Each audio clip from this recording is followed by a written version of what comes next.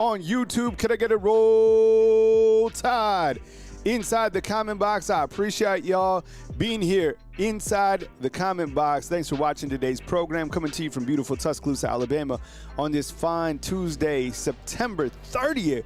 We made it to the end of the month. Are you kidding me? And we got another big-time game this weekend between Alabama and Vanderbilt in a revenge game, and a game that has a lot of different storylines, and you heard the coaches talk a little bit yesterday. I'm going to dive into that and more today on the show. I'm also going to provide stats for the team going into this next week, which is week 6. And as I said, job's not done. You know, you finish the last game and you move on because you haven't clinched anything, right? So you got to maintain a high level of psychological disposition, as Coach Saban used to say, and you had to keep going. And I know you guys want Vandy. Let me ask you, as we get the show going, how bad do you want to see Alabama beat Vanderbilt? On a scale of like 1 to 10, as we always do, how bad do you want to see Alabama beat Vanderbilt? Because I think, like, we have rivalries, right? You know, you hate Tennessee, Auburn, of course, but like, there's a revenge factor this weekend, and you know, that didn't sit well. We had a long time to think about that loss to Vanderbilt, and look, I get it. They're scoring 55 or whatever per game. I think the quarterback, I agree with Coach Kane Womack that he's playing at a very elite level. They've scored a lot of points. They beat South Carolina 31-7. But I think, honestly, for Alabama football fans, this game has a little bit more meaning. And I wish this game was in the nighttime. Because, you know, as Kirby Smart said, you have more time to kind of get amped up. But I don't think it's going to matter if this game was 11, 2:30, 6, 8, whatever it is. I think Alabama football fans will be ready to get going. So I appreciate you guys being here inside the comment box. Let's do some AM shout-outs right after this. North Alabama Storm Chase has the weekend weather report. And for the tailgate, you got 82 degrees. It's going to be an absolutely beautiful weekend for football here in Tuscaloosa, Alabama. 82 for the kickoff tailgate. And then for actual kickoff game time, 85. And then for the fourth quarter, 80 degrees here in Tuscaloosa, Alabama. You know, the weather is finally starting to dip. September can be a sleepy, hot month, right? Honestly, I felt like every single day in September was close to 90 degrees. It's just a hot month still. So start to cool down, I guess, in the month of October. All right, let's do some AM shout-outs and see where everybody's coming from inside the comment box. We got our friend Tiger inside the comment box. We got Young C. What's up, man? I appreciate you being here. As always, Amanda Jane. Alyssa Mitchell with last week's Call of the Week, which everything she said turned out to be factual. And I don't think anybody was disagreeing with what she said last Friday. Herman, what's up, man? Good to see you inside the comment box as well. Let's see who else we got up in the crew. Miss Anita, what's up? I appreciate you. Thank you so much for watching. Andy from the 710. Max Tooney, I think we said what's up to you. Chris from New Jersey checking in. Anna, what's up? Chris G, good morning to you. CJ, good morning as well. Brock RTR, Broderick, Tony Brown. Is this the real Tony Brown? Like Alabama's Tony Brown? Kimmy Kim? What's up? Micah Hallman, man, says good morning with all the energy. Jay Lee saying what's up. Timothy, good morning to you as well. J. Cole, what's up, bro? And Tide is rising, says what's up, and Roll Tide. Minimus Careless, what's going on? Ruben Poole up in the house. Caitlin DeBoer always checking in. We got Jeff, a longtime supporter of the channel. We got Coach Smith as always as well. Antoine, what's up, man? Antoine wants to beat Vanderbilt on a scale of 1 to 10 on 11, but Ethan says 1,000.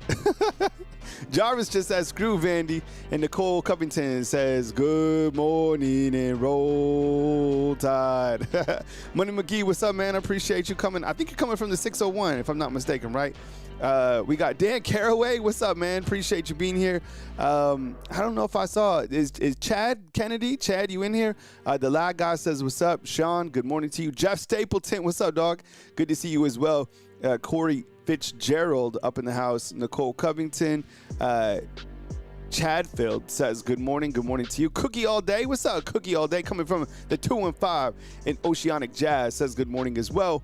Yeah, Phil S says morning. Hey, Todd Tipton's here? Hell yeah. Love Todd Tipton and love Tolbert Street. Good morning.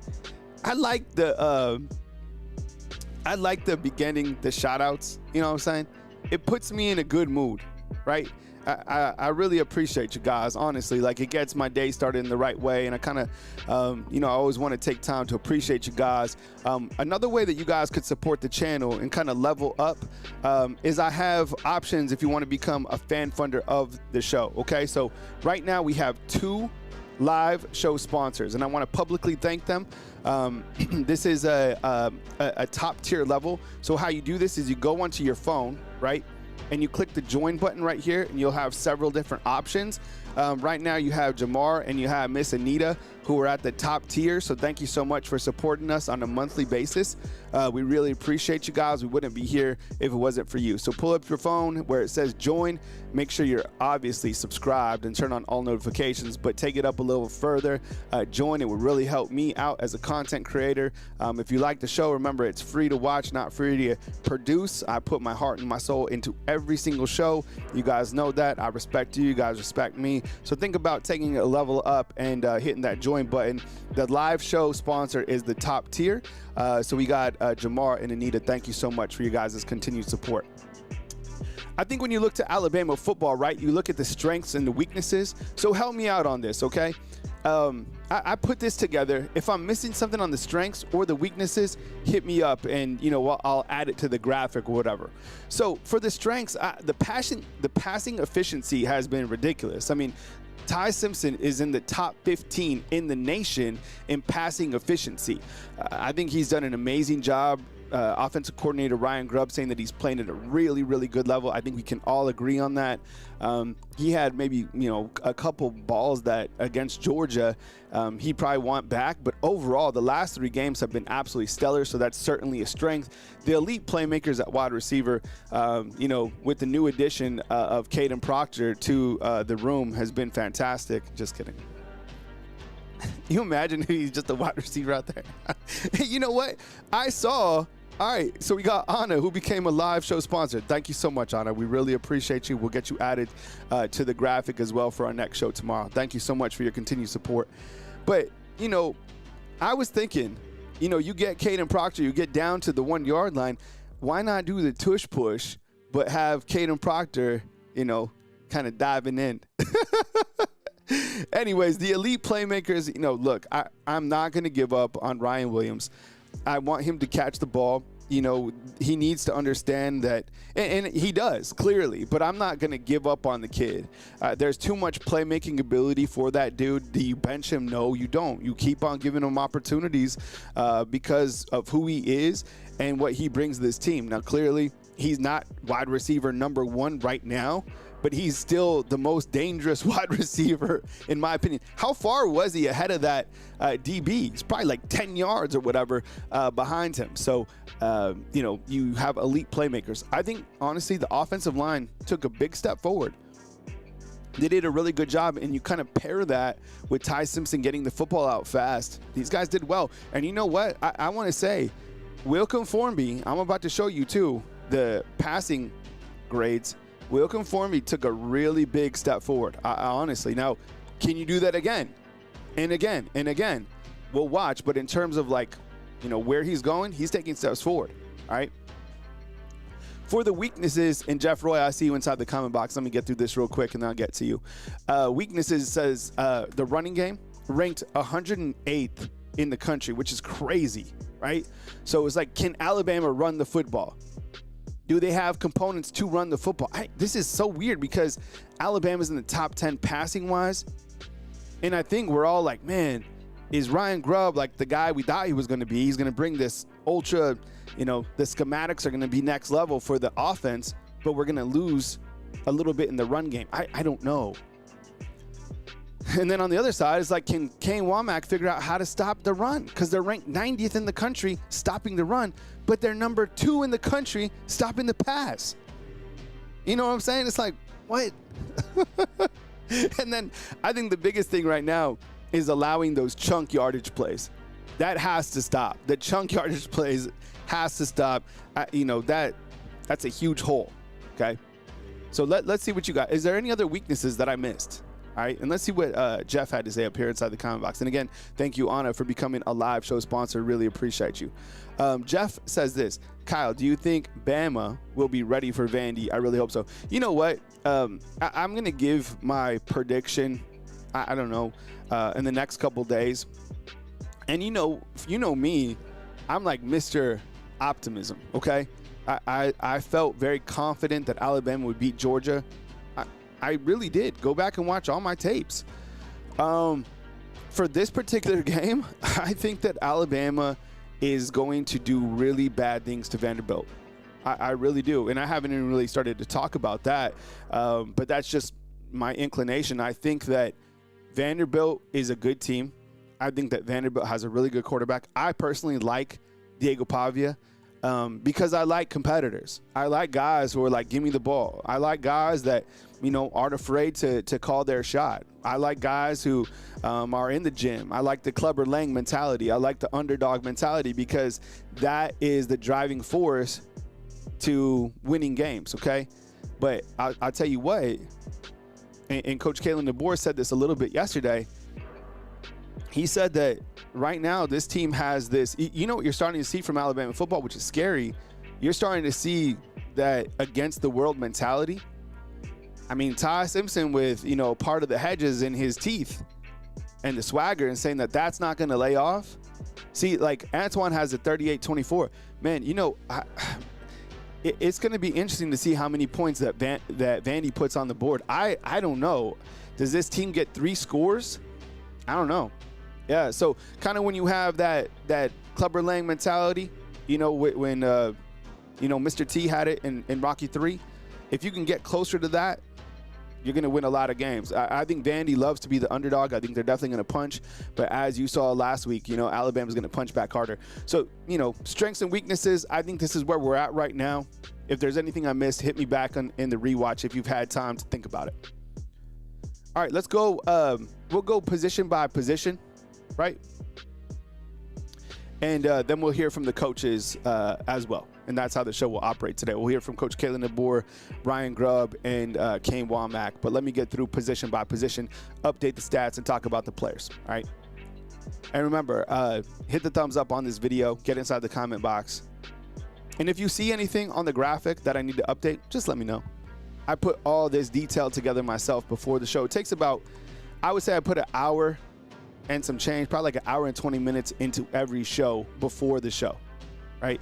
And then all day, the rest of the day, I spend like editing and like chopping up stuff. But I love it, right? I love doing this. All right, so Alabama's quarterback, Ty Simpson, 1,100 yards on the season, 11 touchdowns, 69% completion percentage. Austin Mack and Keelan Russell, we've seen those guys early on in the season. Austin Mack has 80 yards and 2 touchdowns. Keelan Russell has 65 and 2 touchdowns. Thank you so much, CJ. I appreciate the super chat, man. He says, fishing trip to Wetumpka if we win by 10. Dog, I'll go to Wetumpka for free, dog. We go down there. This is what we're going to do, CJ, because I've been talking about, I want to do pond fishing, and then I want to link up with somebody and go on Lake Gunnersville. But CJ, man, yeah, I'll go down there, man. We'll set it up. We can do bass fishing and Bama football. Bass and Bama. That'll be our deal when the season closes out. Is that cool? One thing that I was talking about in the beginning of the show is Alabama's passing efficiency. So let's pull up this graphic right here. You have Diego Pavia for Vanderbilt. And look at this. Number 8 in the country with the passing efficiency of 184.62. Yo, this is fantastic. And look, you could say the same thing, quality of competition, whatever. I don't think they played the most challenging schedule, but I'm not going to take anything away from Diego. I think he's done a great job, and as Kane Womack said, he's turning from a good football player into an elite-level quarterback. Those numbers are great. Look at the other quarterbacks on the board. You know what? As much smack as I talk about Indiana, yo, Fernando up here, Mendoza, I was really impressed with this guy, okay? So I like their coach. I like their quarterback. But I don't think that they could survive in the SEC. Dante Moore is plus 750 to win the Heisman. You see he's up here. And then Ty Simpson at number 14, efficiency-wise, with the plus 950 to win the Heisman, has an efficiency of 173. And that's going on the road against Georgia. And I think one of the bigger sound bites that I played this entire week, or that I heard, was Kirby Smart yesterday on his Monday press conference, after the dust has settled and you're doing your rewatch, he was like, okay, did we not execute? I'm going to turn on the tape and see what happened. And he was like, we executed. We executed at a high level. Ty Simpson outperformed us. I was like, damn, that made me like sit up straight. I'm like, shoot. Because usually there's like gaps, missed assignments or whatever. No. Like Ty Simpson beat you guys, okay? He executed better. He made plays. So I thought that was a huge takeaway. Alabama's running game, and this has been something that everybody's kind of pressing on, and you'll hear from the coaches in just a minute, fielding questions about the lack of running game. I mean, look, Alabama's offense is scoring 38 points a game. Coach Saban said before the game on College Game Day that Alabama needs to figure out, its running game. I don't know what's going on here. I mean, you got guys. Clearly, running back number 1 is Jam Miller, and running back number 2 is Kevin Riley. I mean, the run blocking grades aren't that good. I'll show those in just a minute. I don't know what's going on here because you clearly got guys. I don't think it's like a personnel issue. This guy runs really hard. Kevin Riley, I do not know if he's 200 pounds. I think he might be like 190, but he runs like he's 215. He runs as hard as Jam Miller, right? And it looks like he's the fastest back on the team too. But I'm a little shocked that we're this far in the season, I guess 4 games, and this is our leading rusher right here, 33 carries for 150. And they've kind of spread it out a little bit, right? But nothing really to show for. By the way, Jam Miller in his first game back, 16 carries, 41 yards. All right, 16 carries, 41 yards. I actually liked the performance of Jam Miller in his first game back. I wasn't mad about it at all. I think I was wondering if he'd be kind of on a rep count. 16 carries against Georgia. I mean, come on. That's an NFL type defense. So I didn't have no issues with him, and that was something that I was watching. But I don't know. Something's going on. I don't think with this personnel group. I think it's something else. I can't put my finger on it. Maybe we need more data points. I don't know. With the tight end room right here, look, Danny Lewis was back. He played in his first game against Georgia, which is good news. Josh Cuevas on the season, 10 catches, 91 yards, and 2 touchdowns. It's a tight end room that is good. It's not great. It's not elite. I haven't really seen these 2 guys play much, the 2 transfers that came in. But I'll tell you what, I like to play a Josh Cuevas. I do. He's serviceable. This guy, I think, could be a really, really good tight end. I think he's, already good for where he's at a freshman. But when you talk about kind of like the freshman report, and maybe I'll put that together for, another time. But could I get a thumbs up on Caleb Edwards inside the comment box, 81? I honestly, when I saw this guy, because he was a summer enrollee. Sometimes some enrollees, you're like, all right, it's going to take them some time to kind of acclimate. Nah, this dude, and I was hyping up this guy, and I still think this guy would be really good. But I have to tell you, Edwards is the second best tight end on the team. This guy has really good hands. He's athletic. I think he's like 6'6", close to 260. He don't look like he's 260. This guy, really, really high ceiling. This is a great pickup. I'm telling the coaching staff to them, like I always say, the freshmen and kind of the foundation that they're building on, top tier. Hey, what's up, Angel? Good to see you inside the comment box, bro. Angel points out, he's like, look, this ain't the same Alabama team that lost to Vandy last year. It's a different Alabama team. When we lost to Vandy, this team stops Pavia, and Vandy can't fool Alabama twice. All right, looking at the wide receivers. Do you guys like this? Kind of like the position by position kind of breakdown? I do. It helps me kind of, look at the bigger picture and then kind of zoom in on individual players, right? I kind of like to go one by one, look at what's going on. Things stand out to me. I'm a numbers guy, but it also kind of helps paint the picture of the season. So, it takes a long time to do this because you have to go one by one.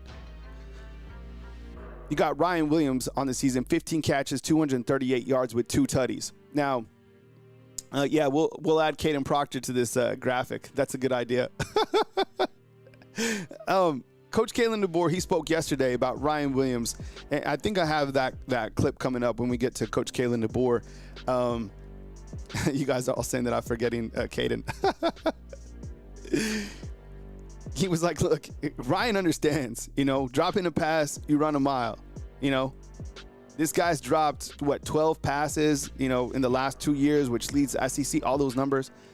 Still, what you want to do, take him off the field? You don't want, look, sophomore, little slump to start the season, keep him on the field, keep going to him. And they did. He was still targeted a good amount in this game. 15 catches, 238 yards, and 2 tutties. All right, you got Isaiah Horton. I think he's done a wonderful job. 14 catches, 170 yards, and 3 touchdowns. This guy is very, very good. Kind of quiet, right? Doesn't get a lot of notoriety, but I think he's very, very dangerous and very, very important to this offense. He gets off the field, I think Alabama's offense takes a step back. Journey Bernard, I mean, this guy has been wonderful. This is clearly the MVP, probably along with Ty and Bray Hubbard of this early season. He's done just a stellar job. I mean, catching the football, running the football. I mean, shoot, he even has a pass, completed on the season. So 20 catches, 310, 4 touchdowns. I mean, can you hit the germ emoji inside the comment box? All right, let's see what Viper has to say. Been watching for a while, bro. No lie, Alabama should hire you to oh, man, I appreciate you, man. Consistency and performance is my goal. Every single day when I step on here, I continue to talk about it. It's like, job's not done. Next video, pride and performance. How do your graphics look? What can you continue to improve on?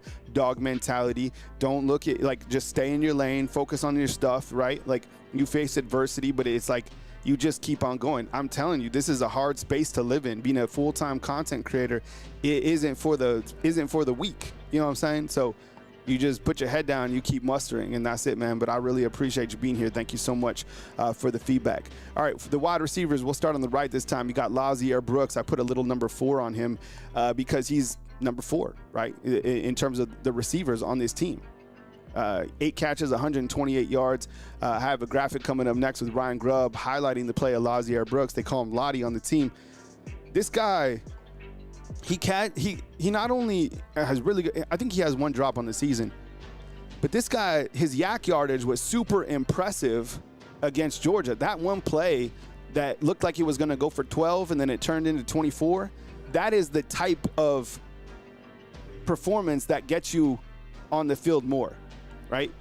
Lazier Brooks, man, this guy, can I get a thumbs up for Lottie? He's the guy, right? Cole Adams, very talented. I think he's a really good punt returner. Rico Scott.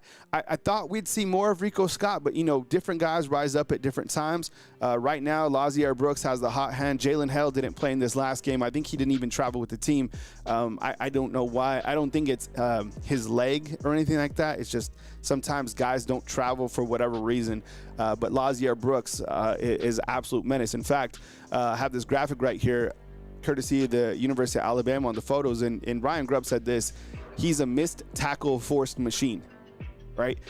Who does he remind you of? Is it that easy to compare him to Jalen Waddle? Is there any other comparison, like any other wide receiver that you would like to compare him to? He's strong, right? Oh, Jason points out, you're talking about Jalen Hale, he was sick? All right, cool. Yeah, it makes sense. I don't think it was like, injury related.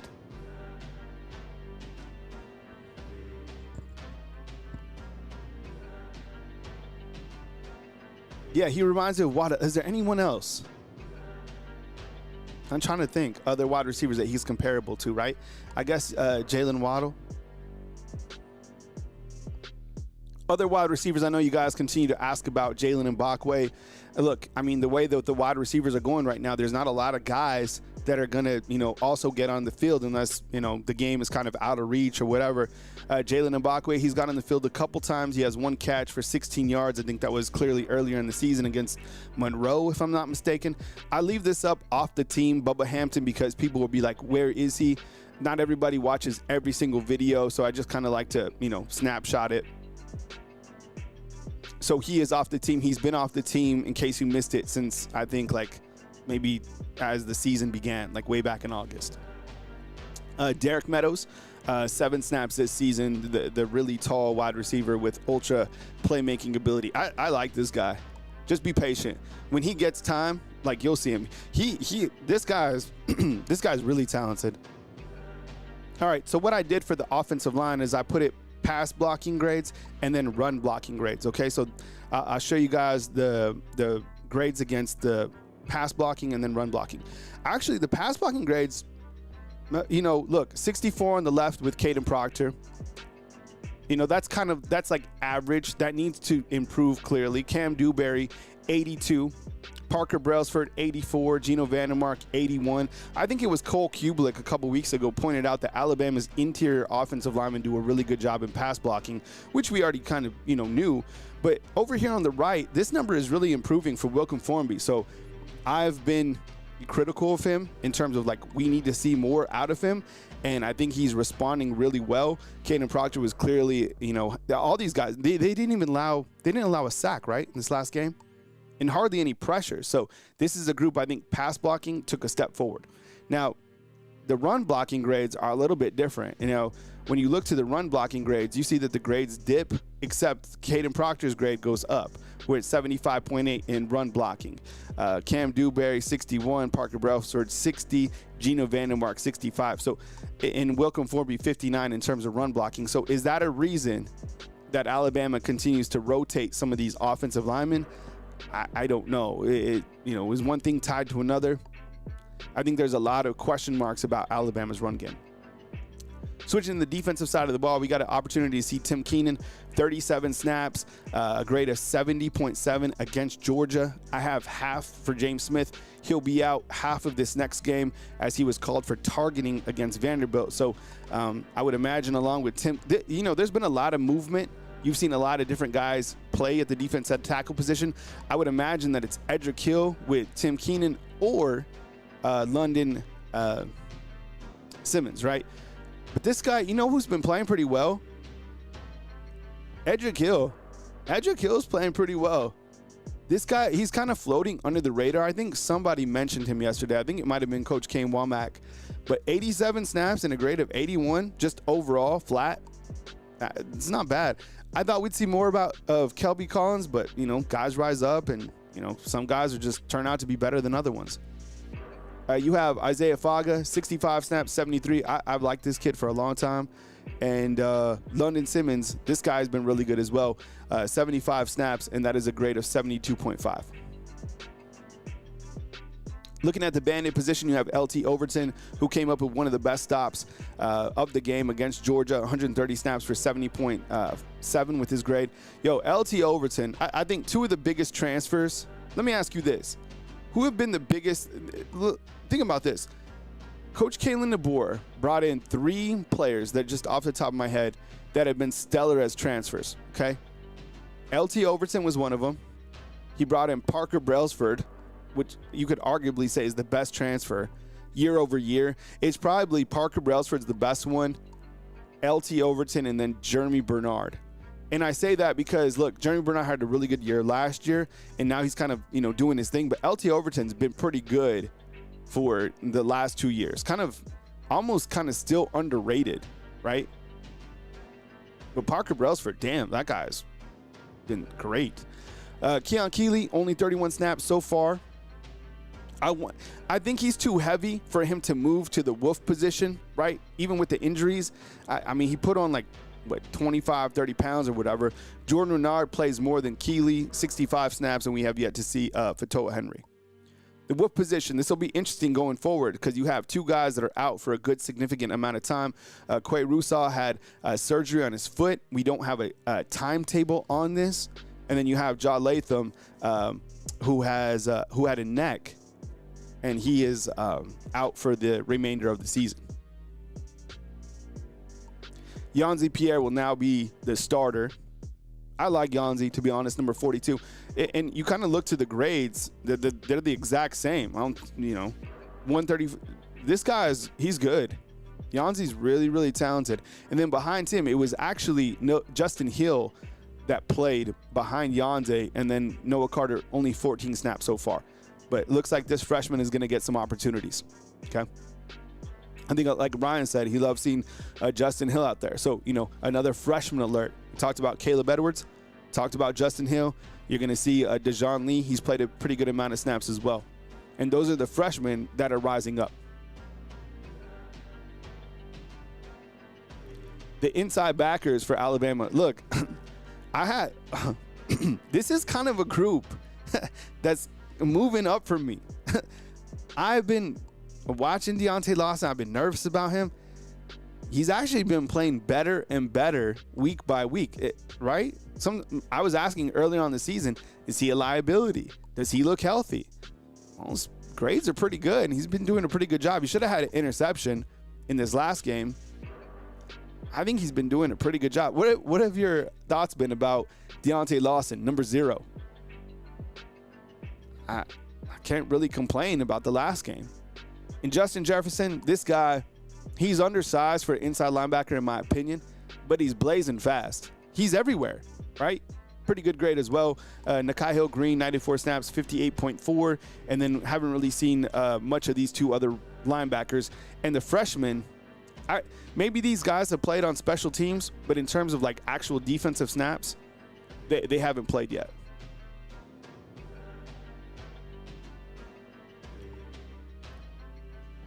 All right, looking at the corners, what I did for the corners was I listed just their coverage grade, not their Pro Football Focus grade overall. Those are different numbers, but I just put their coverage grade. So Damani Jackson, 178 snaps. His coverage grade is 66.5. Xavier Brown, 164, 53.9. And then Dejoun Lee, 93 snaps, 67.3. Those might seem low to you, and they kind of seem low to me, but Alabama is ranked second in pass defense in the country, allowing just 113 passing yards per game. Have they faced an ultra-dynamic quarterback? No. Gunnar Stockton I thought was good. Gunnar Stockton could have had a touchdown pass, right? Gunnar Stockton made a couple big throws, but they haven't faced an ultra-elite quarterback. And to be honest, like, there's really good quarterbacks in this league, but I think in college football in general, you're not going to face a lot of top-tier quarterbacks, right? That's just my opinion. The Husky position, Deshaun Jones, 86 snaps, 68.8. Jay Kirkpatrick's only played in 28 snaps, which is kind of surprising. The safety position, you got Keon Sabb, who has 170 snaps. This is his grade overall, which is 66.6. Bray Hubbard, I think this is the highest defensive grade on the team right now, which is no surprise because he's been playing through the roof, right? 179 snaps, 79.1. And then Ivan Taylor, Zay Mincy, 62 snaps, 67.4. And then Ivan Taylor with 16 snaps. I want to point this out. A couple things with the special teams. This guy's good. Okay? I know it's going to be hard for us to, we had J.K. Scott. We went to James Burnip. Those were we like those guys. Get on board with this guy too. Show this guy a little love. I know punters don't get love. Blake Dowd's good. He has 8 punts this year, 354, 44.3 average, and he had 2 punts in this last game that were inside the 10. You talk about flipping the field, pinning someone back. Yo, think about it like this, okay? If Blake Dowd, let me turn the music down.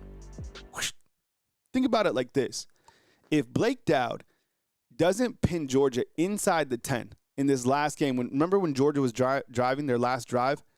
That's a difference of 10 yards. So what's the big deal? Well, I'll tell you what the big deal is. Georgia on that particular drive started their drive at the 10-yard line. That particular drive, I know this because I have a photographic memory. That particular drive went 40 yards down the field, okay? Now, they had to punt to Alabama. If that ball punted, went into the end zone, they would have started at the 20, right? They would have pushed past to where they probably wouldn't have punted. They probably would have gone for it. Now, there was a couple penalties that kind of pushed Georgia back.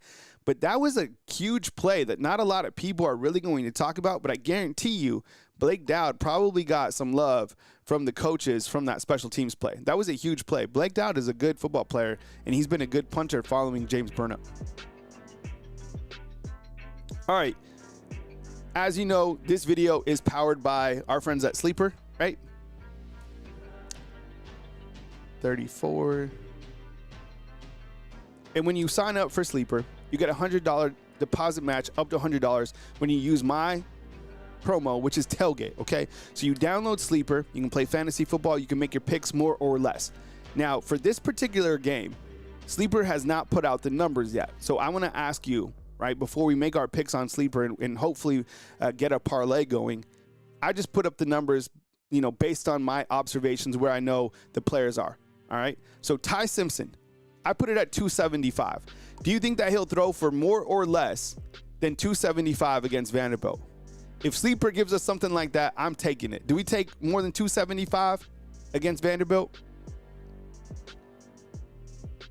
I would probably say more. Now, these official numbers haven't came out yet. I'm just saying 275 kind of seems like a reasonable number considering Vanderbilt is scoring, I don't know, 55.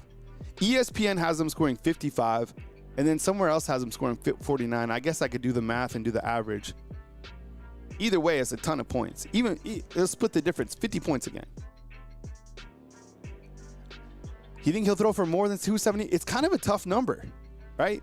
You guys are saying more. Okay. What about Jerry Bernard? 60.2. I don't know where I got the 0.2 from. All right, 60 yards, more or less for Jerry Bernard, 60 yards.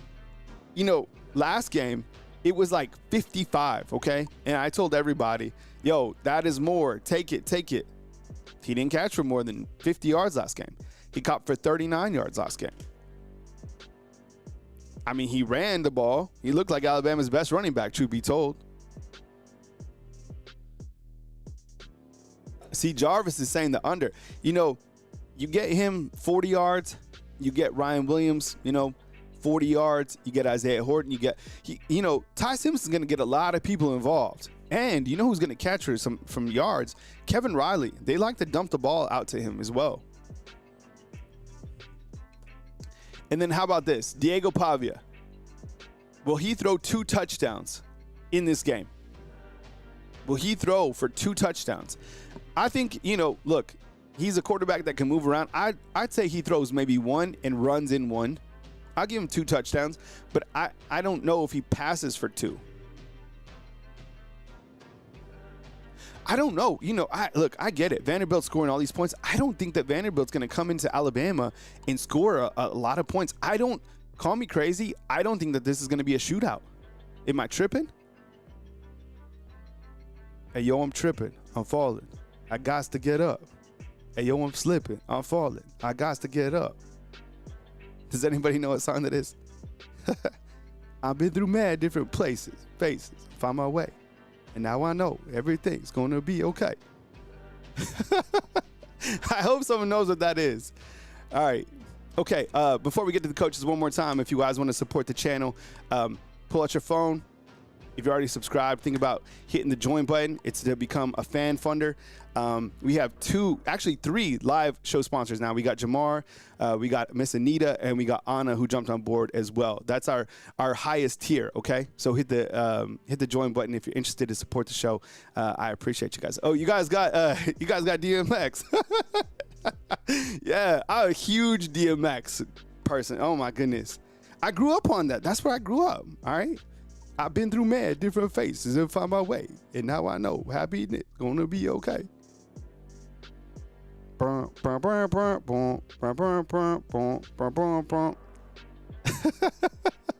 Stop. Drop. We got Coach Kalen DeBoer turning it down shop. All right, Coach Kalen DeBoer hit the podium yesterday. We got Kalen DeBoer play a couple sound bites from Coach, and then we got Ryan Grubb, offensive coordinator, and Kane Womack, obviously, courtesy of the University of Alabama. These came out yesterday.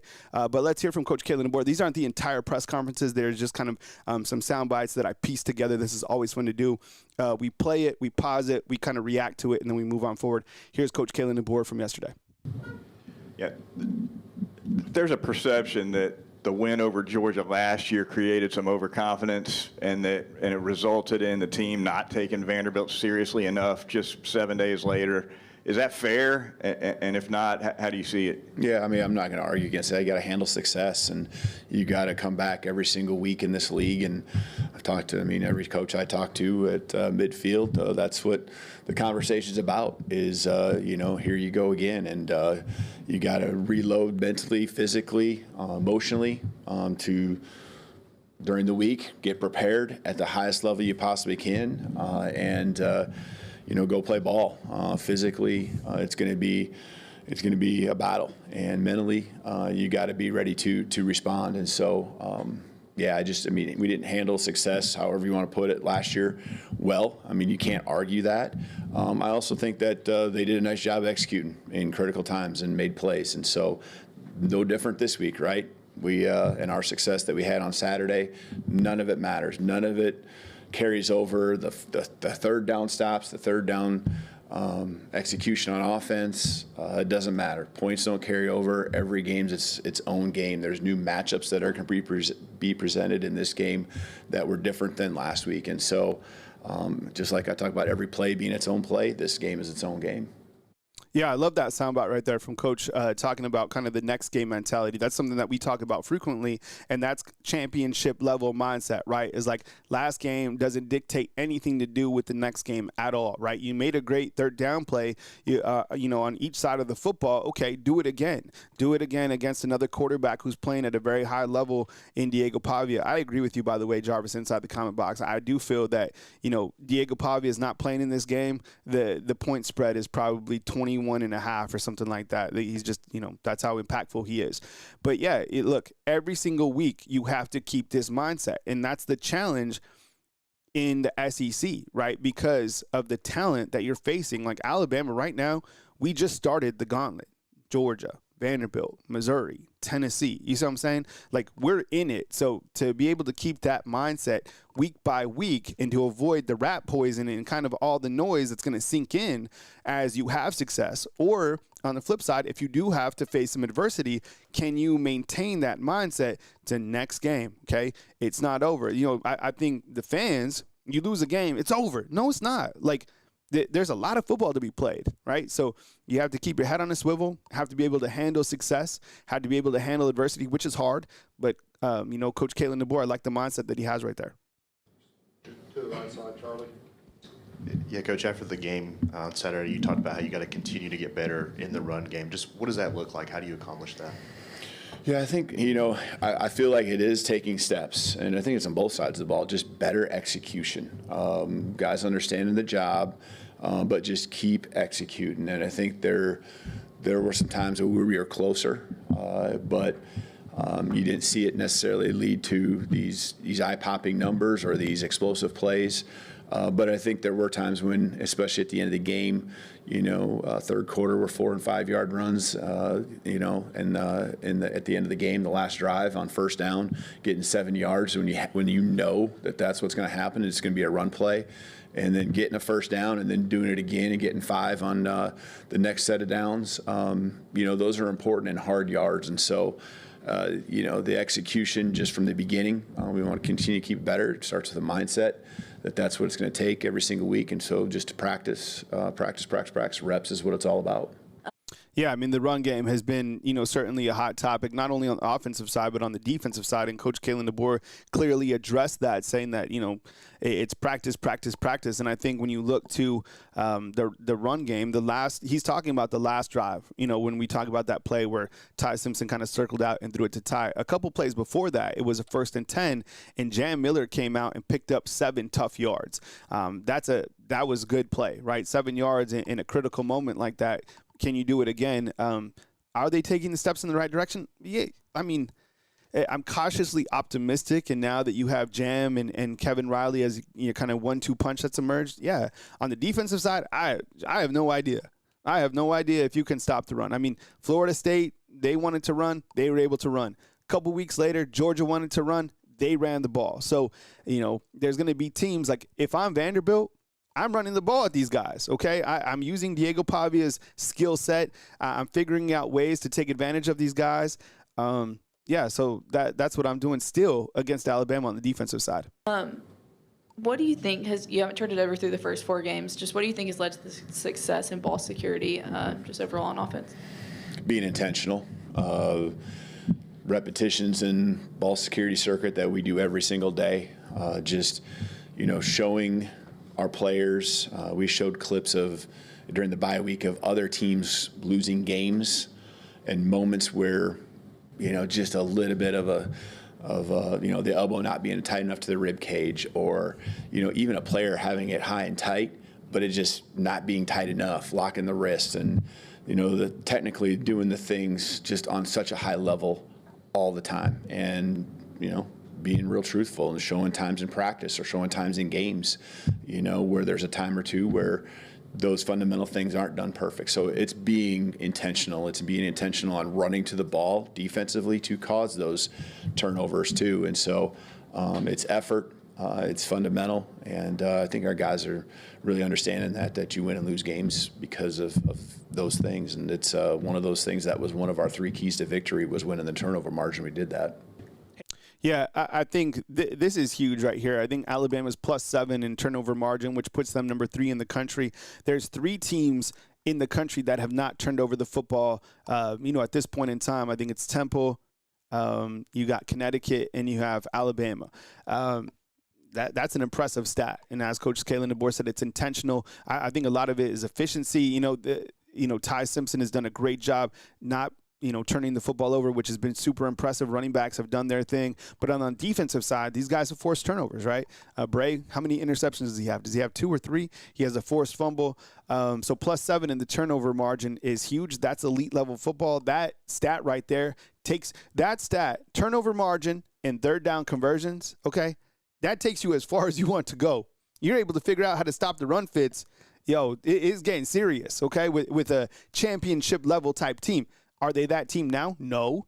But third down conversions, turnover margin, time of possession, those are things that bring a natty close to you.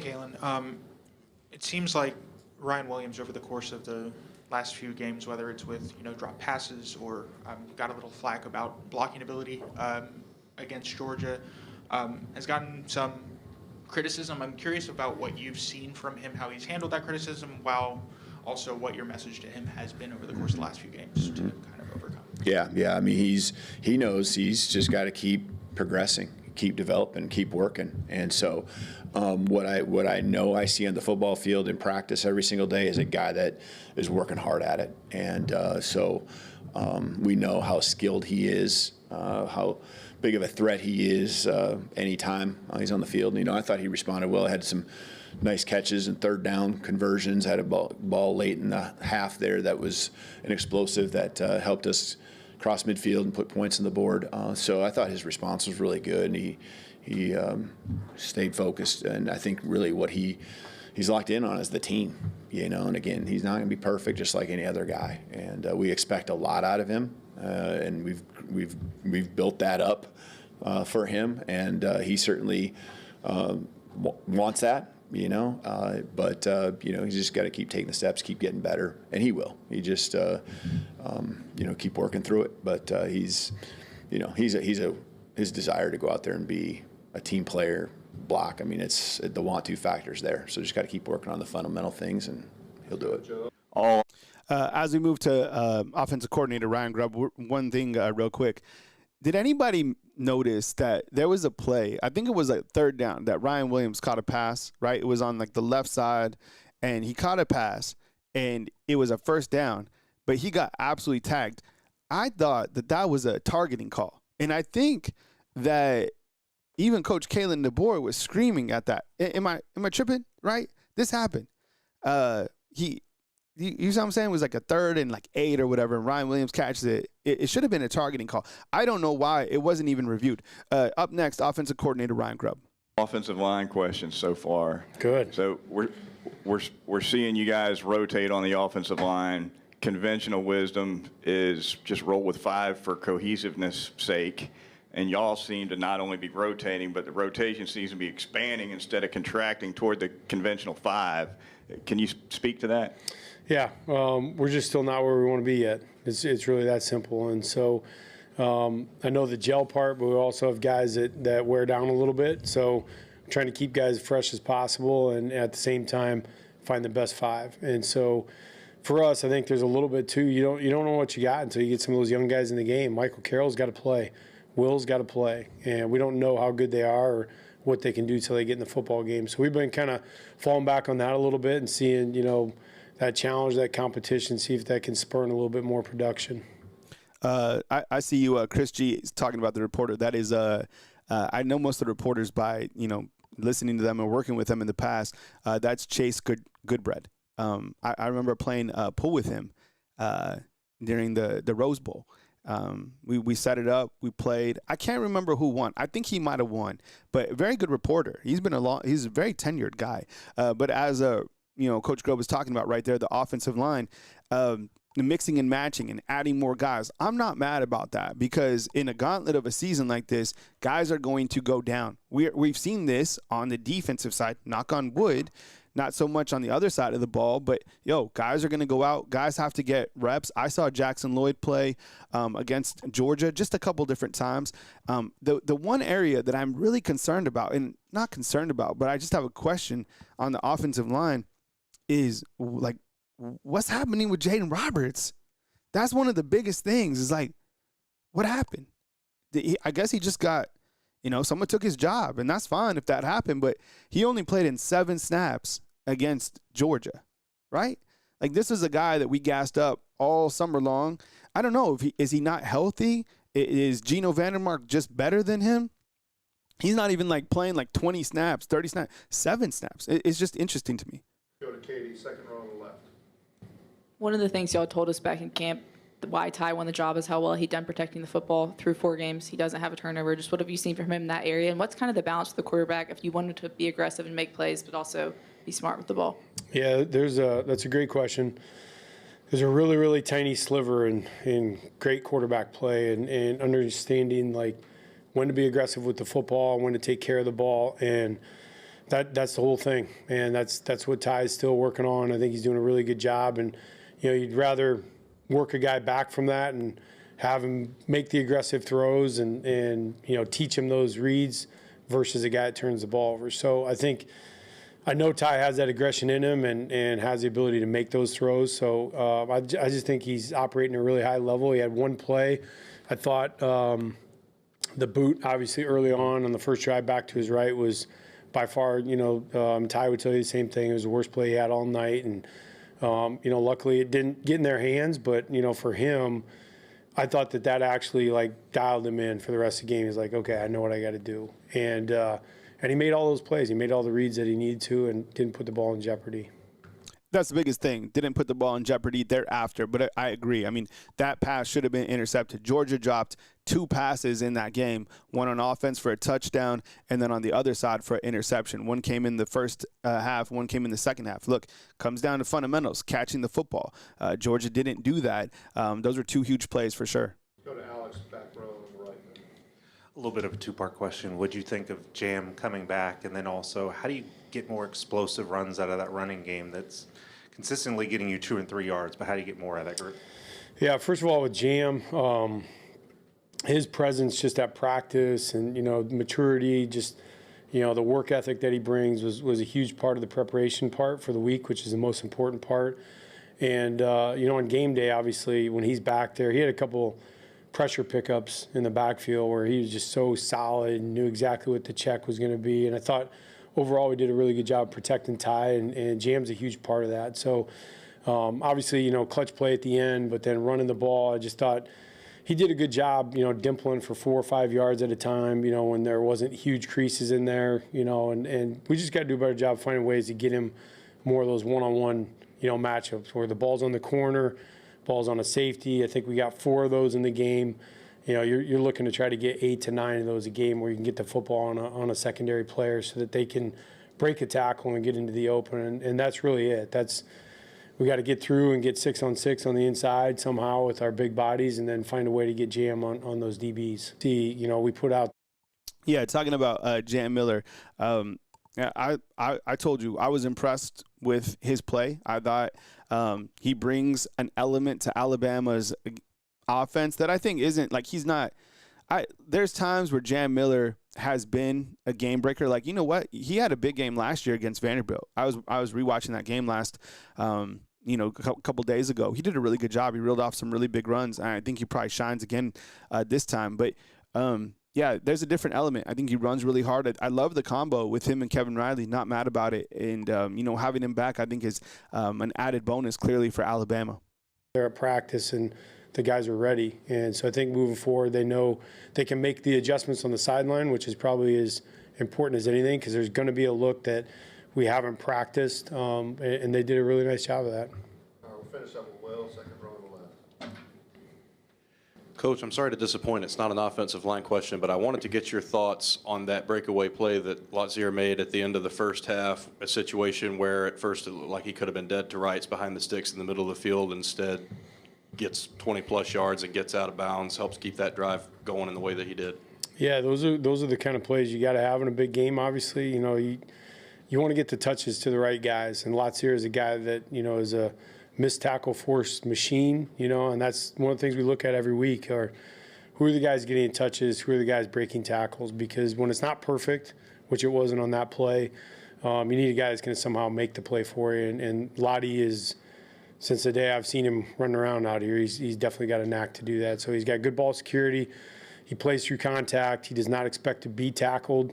He's more powerful than people, anticipate, and he's just a really, really sudden guy. So he did a great job. Had a great game. Made some really good special teams plays too. Thank you, Coach. You bet. Yeah, that's Ryan Grubb talking about Lottie Brooks, who's clearly another freshman that is playing at a very high level. So, you look to 4 freshmen that we've kind of highlighted on this program today. You got Caleb Edwards as a tight end. You got Lottie Brooks as a wide receiver. We talked a little bit about Jackson Lloyd getting some opportunities, maybe Michael Carroll, and then on defensive side, Justin Hill and Dejon Lee. Like, those guys that I just told you about, those are the next guys coming. That's that next wave, right? Those guys are ultra talented. Coming up next, you got Kane Womack, defensive coordinator, just a little bit on Vanderbilt. Have a good day. A tremendous opponent in Vanderbilt. The things that you put on tape, you're going to have to go answer for as the season goes on.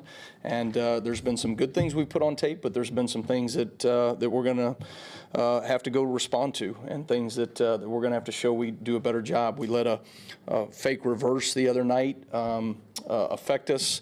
That was something that we had worked extensively in practice and had 2 guys that didn't do the right thing. And so those are the things that we've got to show that we're more consistent in the way that we take our practice to execution on game day. So looking ahead to Vanderbilt, I think this is a fantastic football team. I think they're playing highly efficient right now on offense. I think they have a great identity in terms of how they play team football.